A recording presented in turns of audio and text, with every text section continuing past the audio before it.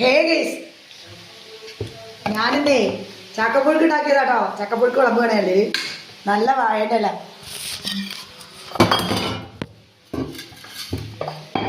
ഇത്തിരി അങ്ങോട്ടേക്ക് കുറച്ച് അങ്ങോട്ടേക്ക് നല്ല വാഴയിലേക്കുണ്ട്. നല്ല ചക്കപ്പുഴുക്ക് ചക്കര ഉള്ളതാ, ചക്കര ഉള്ളത്.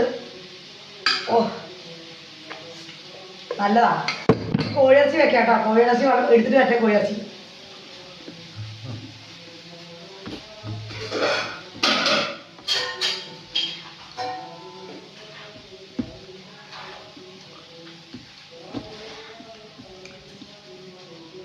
ഇതാട്ടോ നല്ല കോഴിയിറച്ചി, ആവി പറക്കണ കോഴിയിറച്ചി.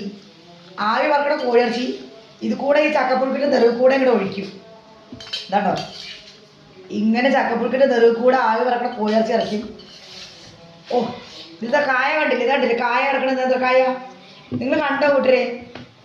ഇതാണ്ടോ ഇതിലെ കായ കണ്ടില്ലേ? ഈ കായാണ് അടിപൊളി.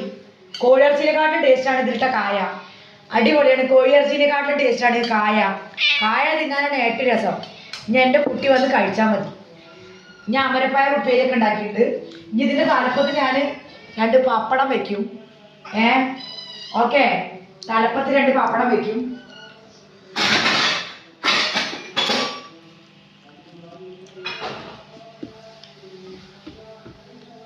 ഒരു ശകലം ഉപ്പേരിയും വെക്കും.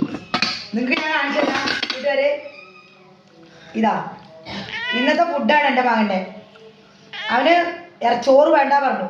2 പപ്പടം വെച്ചിട്ട് അമരപ്പയർ ഉപ്പേരിയുണ്ട്, ചിക്കനും ചക്കപ്പുഴുക്കും. സെറ്റ്, അടിപൊളി, ഒന്നും പറയാനില്ല. ആർക്കും വേണമെങ്കിൽ ഉപ്പിലിട്ട മാങ്ങയുണ്ട് ഉണ്ണാമ്പാ മച്ചുനനെ, ഉപ്പിലിട്ട മാങ്ങയുണ്ട് ഉണ്ണാമ്പാ കൊച്ചുനനെ. ആണോ? നീ കഴിച്ചോ?